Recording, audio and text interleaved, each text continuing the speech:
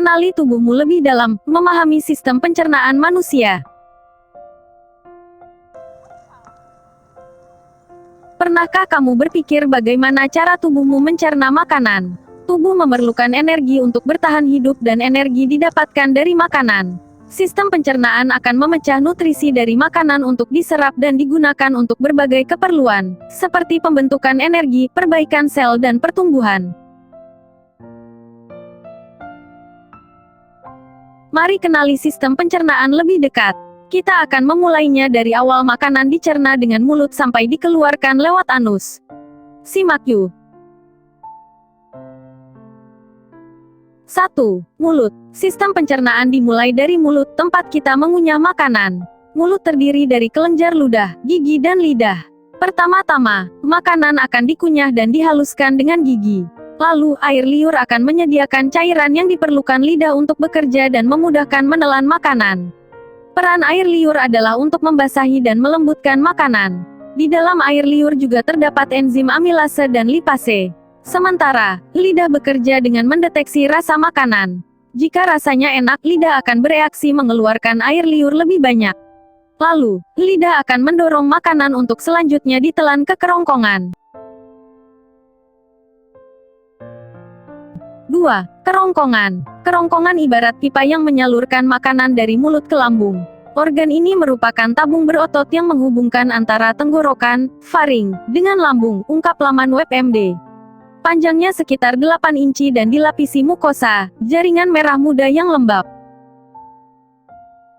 Sebagaimana bentuknya, kerongkongan menjadi jalan untuk makanan yang sudah dikunyah ke lambung.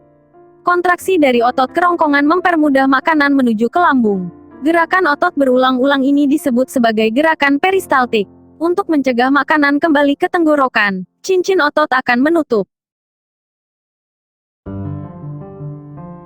3. Lambung. Selanjutnya, makanan mulai memasuki lambung. Ini adalah organ utama dari sistem pencernaan. Letak lambung berada di antara esofagus, kerongkongan, dan usus kecil di perut bagian atas. Lambung adalah organ yang fleksibel, bisa membesar apabila diisi makanan dan kembali mengecil ketika kosong. Lambung akan mengeluarkan asam dan enzim untuk memecah makanan menjadi partikel yang lebih kecil agar bisa diserap oleh sel-sel tubuh. Lalu, cime akan dihasilkan dari pemecahan mekanis dan kimiawi dari makanan yang dicerna. Setelah itu, makanan beranjak pergi meninggalkan lambung untuk menuju ke usus kecil.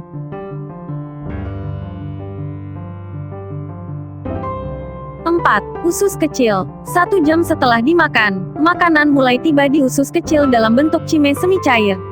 Cime bersifat sangat asam dan memiliki pH rendah, maka perlu dibuat lebih basah. FYI, usus kecil terdiri dari 3 segmen yakni duodenum, jejunum dan ilem. Usus kecil memiliki panjang 200 cm pada bayi baru lahir dan menjadi 6 meter pada orang dewasa. Di usus kecil, 90% penyerapan makanan terjadi.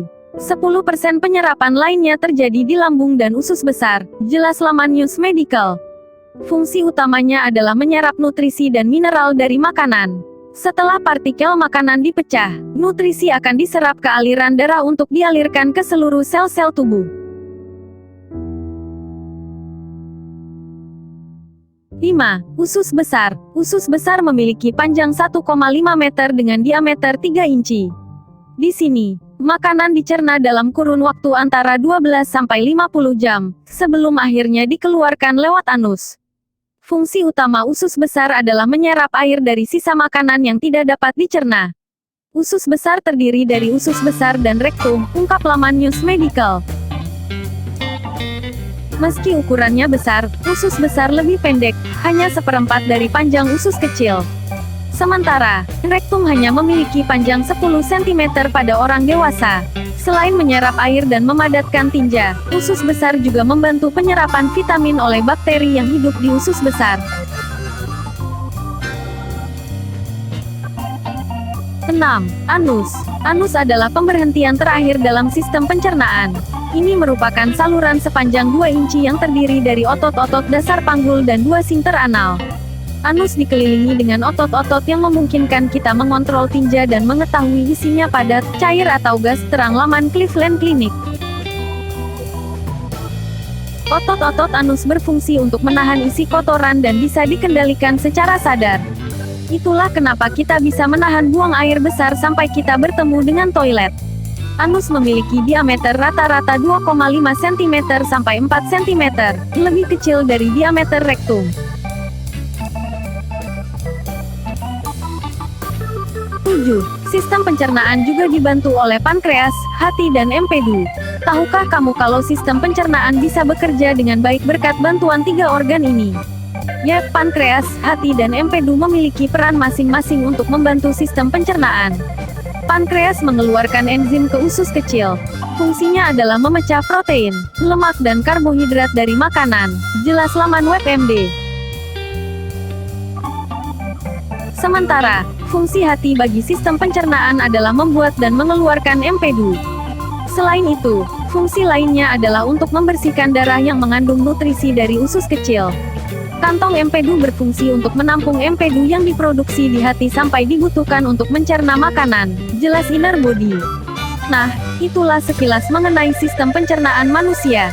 Jangan lupa untuk menjaga organ pencernaan agar tetap sehat.